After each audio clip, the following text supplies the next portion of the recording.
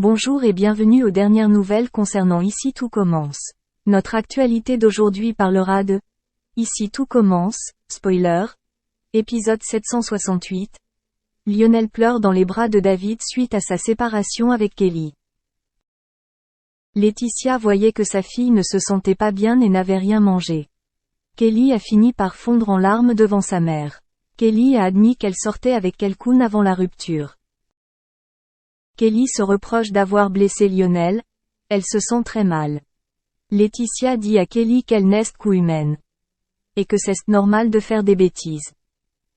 Anaïs souhaite prendre Tessier comme tuteur principal. Jude veut épouser Marc Leroy et Enzo veut le même chef. Lionel vient voir Malik dans le vestiaire, il lui raconte qu'il a tout gâché dans sa relation avec Kelly. Lionel dit à Malik qu'il est un énorme salaud. David est intervenu.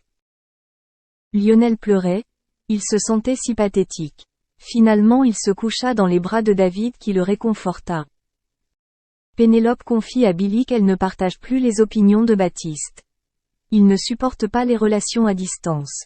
Pénélope se sent perdue. Cet institut est son rêve. Billy invite Pénélope dans sa chambre parce qu'ils ont oublié de lui donner une colocataire à la rentrée. Cela l'aidera à éviter la dépression.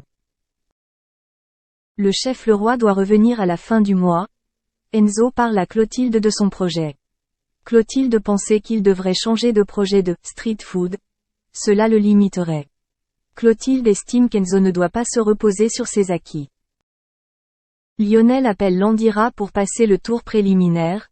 Livio et Suleiman acceptent de reprendre la brigade. Lionel se dit qu'il n'a rien à perdre avec Kelly. Pénélope aime chiner. Billy et Vic aiment ses vêtements. Ils sont sous le charme. Clotilde confie à Rose que la curiosité et l'envie de constamment innover sont très importantes pour un chef. Enzo décide de faire goûter à Clotilde un plat, le sofrito mijoté à la Lopez.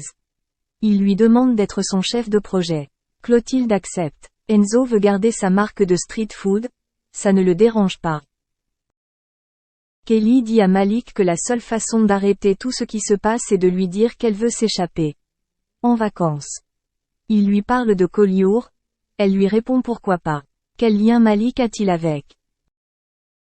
Malik a recontacté Ophélie car il voulait comprendre. Il veut qu'il se retrouve au café. Ambre s'est confiée à Solal. Il pense qu'elle doit dire la vérité même si c'est compliqué astérisque. Quelques instants plus tard, Ambre surprenait Malik et Kelly avec un baiser dans la loge. Malik lui confie qu'il est devenu fou en apprenant que Kelly n'était pas Ophélie. Pénélope entre dans la chambre de Billy. Elle fait soudainement faire l'amour à Tom et Billy. Pénélope vient de remarquer qu'il y avait un foulard sur la porte. Merci d'avoir regardé et à la prochaine vidéo. N'oubliez pas de vous abonner à notre chaîne. En attendant, faites-nous part de vos commentaires dans la section commentaires ci-dessous. Une terrible information qui nous vient des États-Unis une fois de plus, où un père divorcé de 2 enfants a publié un selfie avec ses enfants sur Facebook 1 heure avant, malheureusement, un terrible drame. En effet, Umberto Christian Tovar, 41 ans, semblait heureux, avec Valeria, 12 ans, et Mathias, 9 ans, sur leur tout dernier selfie, pris mardi dans sa voiture à Miami Lakes, en Floride. Pourtant, très peu de temps après cette photo, le papa a tiré sur ses 2 enfants, avant de se donner la mort.